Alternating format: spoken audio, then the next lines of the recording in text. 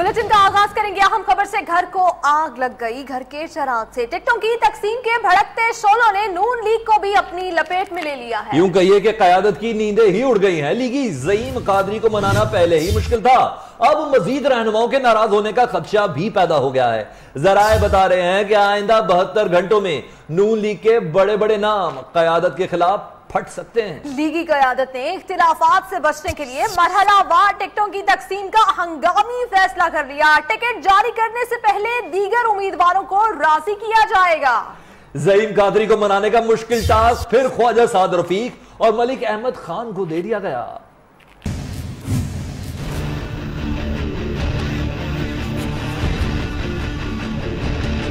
किसे टिकट दें किसे ना दें, ज़ईम कादरी को मनाना पहले ही मुश्किल, मजीद लोग उठ खड़े हुए तो क्या करेंगे। नून लीग की क़यादत ने परेशानी में सर पकड़ लिया।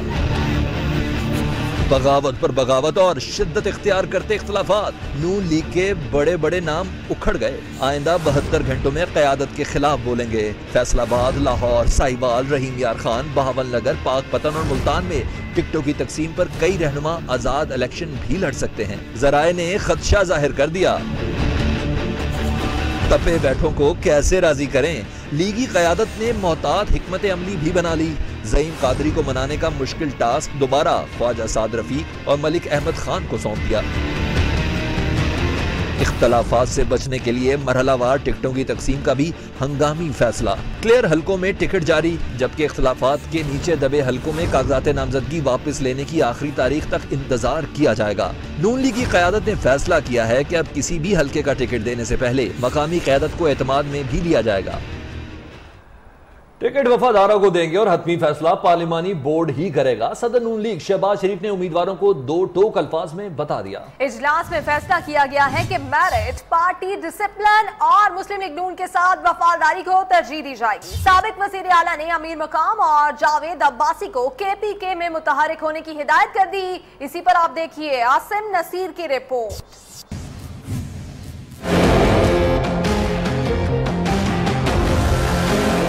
टिकट पार्लिमानी बोर्ड की सिफारिशात से ही देंगे। सदर नून लीग ने इंतखाबी टिकट्स की आस लगाने वालों को साफ बता दिया। ये भी वाजे कर दिया कि टिकट सिर्फ पार्टी के साथ वफादार रहने वाले ही हासिल कर सकेंगे। शहबाज शरीफ के ज़ेरे सदारत अहम मशावरती इजलास में फैसला हुआ कि खैबर पख्तूनख्वा में PTI को टफ टाइम दिया जाएगा। शहबाज शरीफ ने इंजीनियर अमीर मुकाम और जावेद अब्बासी को खैबर पख्तूनख्वा में तहरीक इंसाफ की हुकूमत की गलतियों को उजागर करने की हिदायत कर दी। इजलास में शहबाज शरीफ ने कहा, अल्लाह ने मौका दिया तो खैबर पख्तूनख्वा, सिंध और बलोचिस्तान को भी पंजाब जैसा बनाकर दिखाएंगे। कराची का अमन सिंध से मुस्लिम लीग नून की जीत की नवीद है। कारकर्दगी की वजह से मुस्लिम लीग नून इंशाल्लाह चारों सूबों से जीतेगी। Mohammad Asim Naseer, new news, Lahore.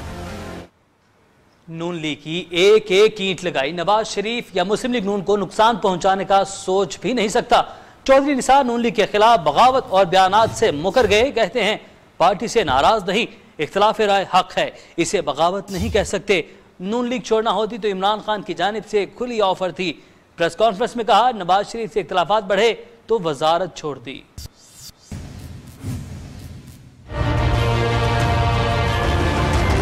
मैं अपना मौक़िफ़ वाज़ेह करूंगा। इस वक्त मैं एक इलेक्शन मुहिम में और एक इलेक्शन भी लड़ना कोई आसान काम नहीं होता। मैं 4 सीटों पे इलेक्शन लड़ा। मैंने ये कर दिया तो वो तो पानी में डूब मरेंगे। ये मेरा तर्ज सियासत और तर्ज कलाम ही नहीं है। मेरा किसी पार्टी से कोई राब्ता नहीं। मैं इलेक्शन कैंपेन लड़ रहा हूँ। मेरा राब्ता है अल्लाह ताला के करम से, तो वो हल्के के अवाम से। नवाज शरीफ से मैंने 34 साल जो कुछ मेरे दिल ने कहा उन्हें मशवरा दिया। जो इख्तलाफात की बुनियाद है वो सिर्फ ये है कि जो मेरा एक रोल था ऑफ अ डेविल्स एडवोकेट, वो 33 साल से ला, इस दफ़ा वो रिलेशनशिप को अफेक्ट कर गया। मेरे मयार में वफादारी ये नहीं है कि आप हाथ बांध के जो आपका लीडर कहे उसकी हाँ में हाँ मिला। ये मुनाफकत है और उसके साथ दुश्मनी है। असल ईमानदारी और असल लॉयल्टी ये है कि जो आप समझते हो कि ग्राउंड सिचुएशन है, जो आपके दिल में है, जो आपकी समझ में है, वो उसके सामने रहे। अब मैंने ये फैसला किया है कि इस सारी पोजीशन की वजह, तो आपके सवाल भी लूंगा, मगर वो उस वक्त तक मैं नहीं करूंगा जिस वक्त तक बेगम कुलसूम नवाज की सेहत स्टेबल नहीं हो पाती। तहरीक इंसाफ के वाइस चेयरमैन शाह महमूद कुरैशी और साबिक जनरल सेक्रेटरी जहांगीर तरीन के दरमियान पार्टी में पार की जंग शिद्दत इख्तियार कर गई। पार्टी के दोनों सीनियर रहनुमा खुलकर एक दूसरे के सामने आ गए। शाह महमूद कहते हैं जो शख्स इलेक्शन ही नहीं लड़ सकता उससे क्या मुकाबला होगा, जबकि जहांगीर तरीन कहते हैं पार्टी में बतौर आम कारकुन काम कर रहा हूं और करता रहूंगा, किसी के खिलाफ बात करना पसंद नहीं।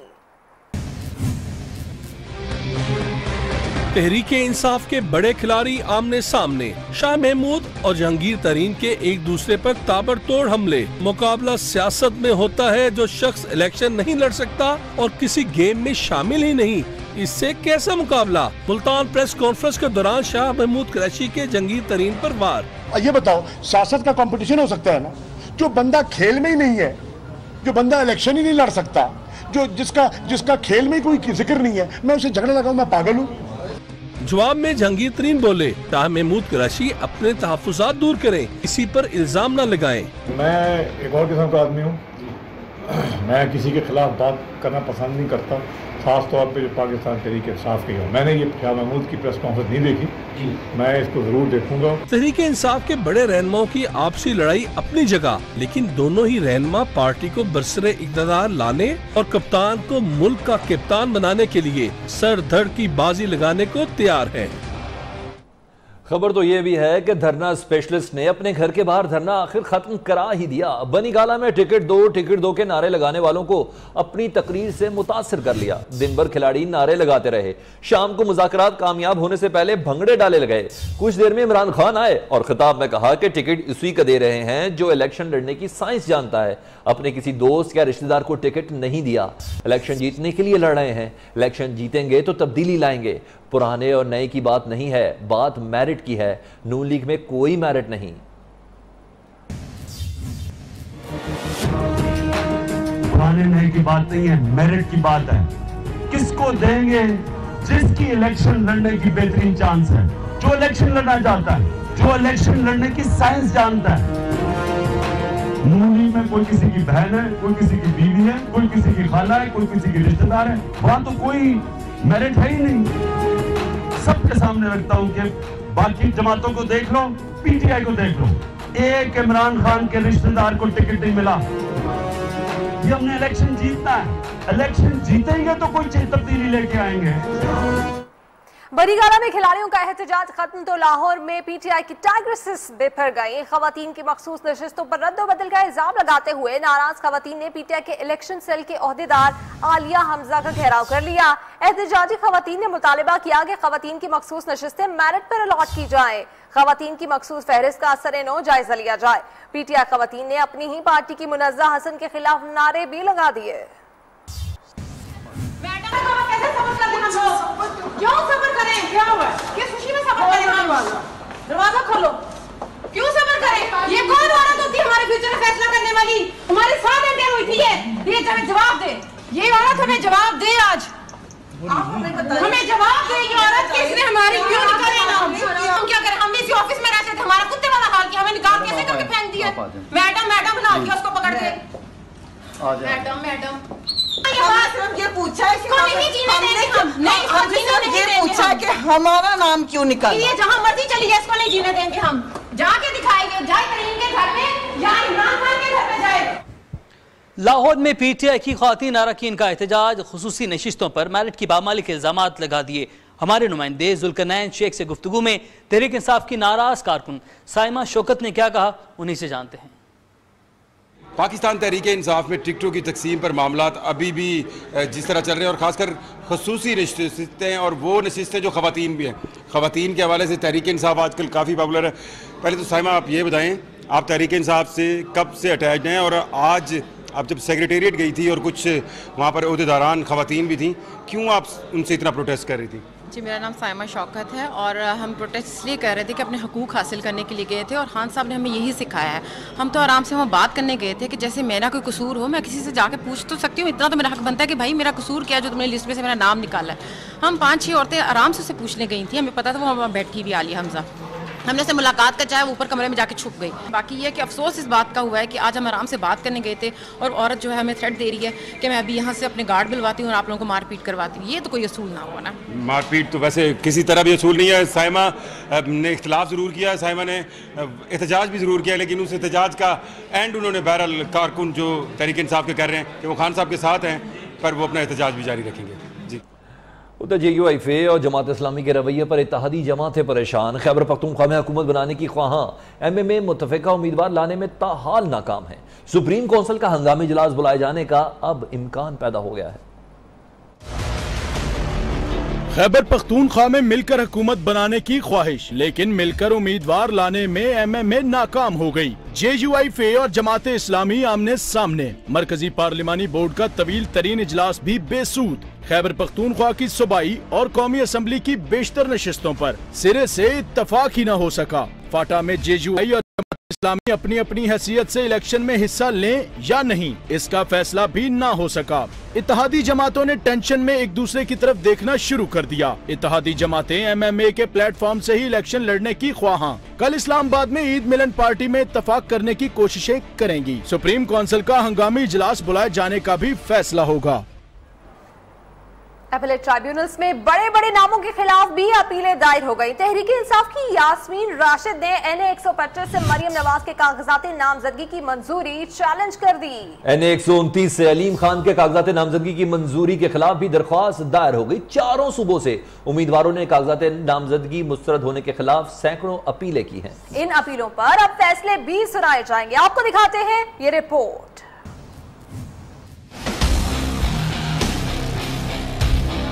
रिटर्निंग अफसरान के फैसलों को कलअदम करार दिया जाए। चारों सूबों के अपीलेट ट्रिब्यूनल्स में सैकड़ों अपीलें दायर। अहम सियासी रहनुमाओं के कागजात नामजदगी की मंजूरी भी चैलेंज हो गई। NA 125 से मरियम नवाज के कागजात के खिलाफ अपील दायर। डॉक्टर यास्मीन राशिद कहती हैं मरियम नवाज ने मुकम्मल असासे जाहिर नहीं किए। इमरान खान के NA 131 लाहौर से कागजात नामजदगी चैलेंज। दरखास्त गुजार का कहना है चेयरमैन PTI ने मुबैना बेटी का जिक्र नहीं किया। NA 95 से कप्तान ने कागजात की बहाली के लिए भी अपील दायर कर दी। अलीम खान ने ऑफशोर कंपनियां छुपाई। NA 129 से उनके कागजात नामजदगी की मंजूरी भी चैलेंज। खुर्शीद शाह, फरियाल तालपुर के खिलाफ भी दरखास्तें दायर। PTI रहनुमा फिरदौस आशिक अवान ने ना ही जायदाद की तफसील बताई, ना ही शादी और बच्चों का खानापुर किया। ट्रिब्यूनल ने 25 जून को जवाब तलब कर लिया। उधर फारूक सत्तार ने अपने कागजात मुस्तरद होने के खिलाफ अपील दायर कर दी। Lahore high court appellate tribunal में 250 से जायद अपीलें दायर। सिंध हाई कोर्ट में आखिरी रोज 15 से जायद अपीलें दायर की गयी, जिसके बाद कुल अपीलों की तादाद 130 हो गई। 3 दरखास्तें मुस्तरद भी की गयी। अपीलेट ट्रिब्यूनल पेशावर से आखिरी दिन 14 उम्मीदवारों ने रजू किया। अपीलेट ट्रिब्यूनल 27 जून तक दायर अपीलों को निपटाएंगे। सियासी रहनुमाओं के असासों की तफसीलात सामने आने का सिलसिला जारी। मरियम नवाज के जेर कफालत उनके शौहर कैप्टन रिटायर्ड सफदर करोड़ों के मालिक निकले। लीगी रहनुमा अयाज सादी का कहना है कि वो महज 4.5 करोड़ के मालिक हैं। कागजात नामजदगी में लिखी गई तफसील के मुताबिक PTI रहनुमा अलीम खान के कुल असासों की मालियत तकरीबन 92 करोड़ है। इंतखाबात में हिस्सा लेने के लिए सियासतदानों को जो असासों की तफसील इलेक्शन कमीशन में जमा करानी पड़ी है, उसने कई राजों से पर्दा उठा दिया है। मरियम नवाज के जेरे कफालत कैप्टन रिटायर्ड सफदर भी करोड़ों के मालिक निकले। वो 4 करोड़ रुपए से जायद मालियत के एहसासों के मालिक हैं। राजनपुर में 2922 केनाल, मानसहरा में 172 केनाल अराजी रखते हैं। अयाज सादिक भी तकरीबन 4.5 करोड़ रुपए के मालिक हैं, जबकि उनकी अहलिया के नाम 2 करोड़ 68 लाख से जायद मालियत के 2 घर हैं। अयाज सादिक की अहलिया के 4 बैंक अकाउंट्स में मौजूद रकम की मालियत 21 करोड़ 98 लाख 761 रुपए है। PTI रहनुमा अब्दुल अलीम खान भी कम नहीं, 91 करोड़ 82 लाख रुपए से जायद के असासे हैं, लेकिन अपनी ही बनाई गई कंपनी के 69 करोड़ 97 लाख के मकरूज हैं। पाकिस्तान में उनका सिर्फ 90,000 रुपए का कारोबार है। इलेक्शन कमीशन के मुताबिक खुर्शीद शाह के मजमूई असासे 3 करोड़ 59 लाख से जायद के हैं। साबिक सूबाई वजीर सईद गनी ने भी 1 करोड़ 41,000 रुपए के असासे जाहिर किए हैं।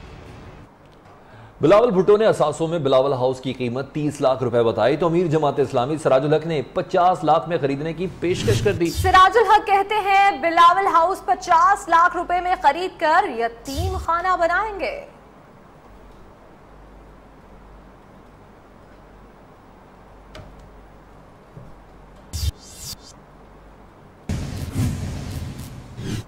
बुलेटिन में एक ब्रेक के बाद वाली के हॉकी स्टेडियम में जलसे से करेंगे। बिस्मिल्लाहिर्रहमानिर्रहीम। इंशाअल्लाह इतवार को मगरिब से पहले 6 बजे 5-6 बजे मैं मियाँ वाली के हॉकी स्टेडियम में अपनी 2018 की इलेक्शन कैंपेन को लॉन्च करूँगा। साबिक सदर परवेज मुशर्रफ ने ऑल पाकिस्तान मुस्लिम लीग की क़यादत से इस्तीफा दे दिया। पार्टी के जनरल सेक्रेटरी डॉक्टर अमजद ने परवेज मुशर्रफ के मुस्ताफी होने की तस्दीक कर दी। साबिक सदर ने अपना इस्तीफा इलेक्शन कमीशन को भिजवा दिया। APML के नए चेयरमैन डॉक्टर अमजद होंगे। डॉक्टर अमजद के मुताबिक परवेज मुशर्रफ की अदालत से नाअहली खत्म नहीं हुई थी। वह बैरून मुल्क से पार्टी को फाल अंदाज में चला नहीं पा रहे थे।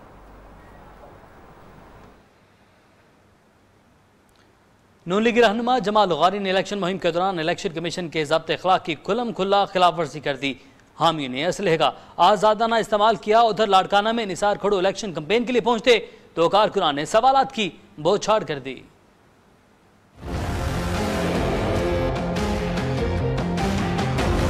इलेक्शन से पहले इलेक्शन कैंपेन, उम्मीदवारों के अपने हलके के दौरे।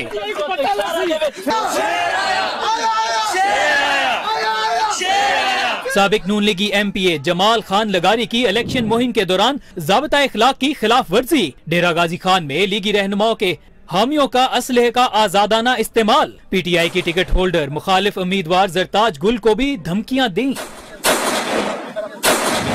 चंद रोज पहले जमाल लगारी को अपने हलके में पहुंचने पर कारकुनों की जानिब से सख्त सवालों का सामना भी करना पड़ा था। 10 साल तक आपने क्या किया? वोट की पर्ची, ठीक है, वो भी अपने कौम के कबीले के सरबराह को दे रहे हो, अपने कौम के कबीले के सरबराह को दे रहे हो। उधर लाड़काना में वोटर्स ने PP सिंध के सदर निसार खोड़ो को हल्का में आमद पर रोक लिया। इस बार वोट की उम्मीद मत रखें, वोटर्स ने साफ साफ बता दिया और शेम शेम के नारे भी लगाए।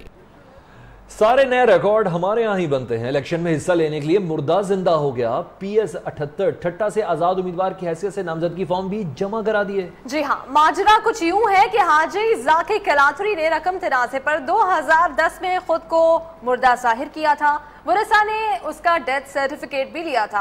अरसा दराज वो पुलिस और अहले इलाका से छुपता फिरता भी रहा। अब जाकी कलाथुरी ने PS 78 से कागजाती नामजदगी हासिल की है और जांच पड़ताल के बाद उम्मीदवार असम्बली बन गया। बेनजीर भुट्टो शहीद जैसी दिखाई देने वाली आजाद हुसैन बरतानिया में शादी के बंधन में बंध गई। सोशल मीडिया पर बेनजीर भुट्टो शहीद की बहन सनम भुट्टो की बेटी आजाद हुसैन की तस्वीर सोशल मीडिया पर तेजी के साथ वायरल होने लगी। वह रूसी जोड़े में बिल्कुल बेनजीर भुट्टो की कॉपी लग रही हैं। आजाद हुसैन की शादी की तकरीब में बिलावल भुट्टो और आसफा भुट्टो ने भी शिरकत की। उनके ये नेक ख्वाहिशात का इजहार किया।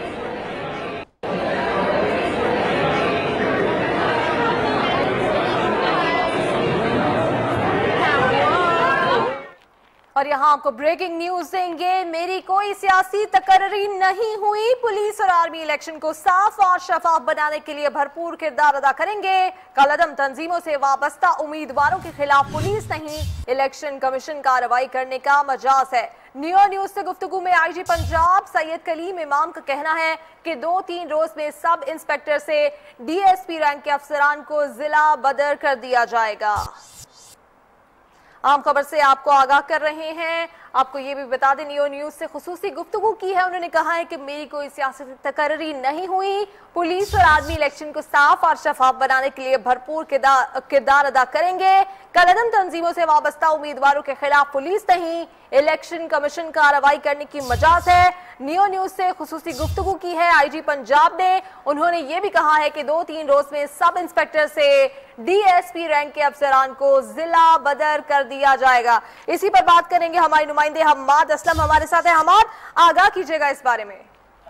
जी बिल्कुल सही है। तमाम कलीम ने न्यू न्यूज़ से खुसूसी गुफ्तगू की है और उनका कहना था कि 2-3 रोज में सब इंस्पेक्टर से डीएसपी रैंक के अफसरान को जिला बदर कर दिया जाएगा, जिनमें पहली तौर पर तरजीह बुनियाद पर इंस्पेक्टर जो रैंक के अफसरान हैं उनको रीजन बदर कर दिया गया है, जबकि जो सब इंस्पेक्टर हैं 1045 उनको भी 1-2 रोज में तब्दील करने के हवाले से आईजी पंजाब ने दावा किया। और इसके अलावा 191 डीएसपी हजरात हैं जिनको रीजन में भेजा जा रहा है। और इस हवाले से उन्होंने कहा था कि ऐसे अफसरान जो अरसा दराज से जिलों में नहीं बैठे उनके। ठीक है, आप हमें अहम खबर से आगाह कर रहे थे, आपका शुक्रिया। खबरें और भी होंगी इस ब्रेक के बाद, हमारे साथ रहिए।